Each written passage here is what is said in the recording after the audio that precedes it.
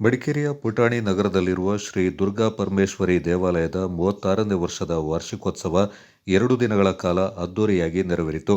ಗುರುವಾರ ಬೆಳಗ್ಗೆ 6:30 ಬಳಿಕ ಗುರುಗಣಪತಿ ಪೂಜೆ, ಸ್ವಸ್ತಿ ಪುಣ್ಯಾಹ ವಾಚನ, ಸ್ಥಳ ಶುದ್ಧಿ, ಗಣಪತಿ ಹೋಮ, ನವಕಲಶ ಪ್ರತಿಷ್ಠಾಪನಾ ಪೂರ್ವಕ ಶ್ರೀ ದುರ್ಗಾ ಪರಮೇಶ್ವರಿ ಷೋಡೋಪಚಾರ ಪೂಜೆ, ಕಳಶಾಭಿಷೇಕ, ಕುಂಕುಮಾರ್ಚನೆ, ಮಹಾ ನೈವೇದ್ಯ, ಪೂರ್ವಾಹ್ನ 10:30 ಗಂಟೆಗೆ ಹಾಗೂ ಶ್ರೀ ದೇವಿಯ ಮಹಾಪ್ರಸಾದ ವಿತರಣೆ, ಸಂಜೆ 5:30 ರಿಂದ ದೇವಿ ದುರ್ಗಾ ಪೂಜೆ ನೆರವೇರಿತು.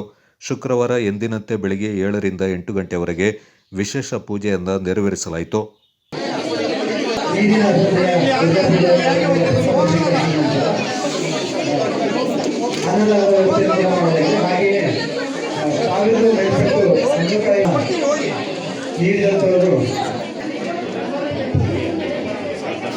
ತಾವೆಲ್ಲರೂ ದುರ್ಗಾ ಪೂಜೆಯ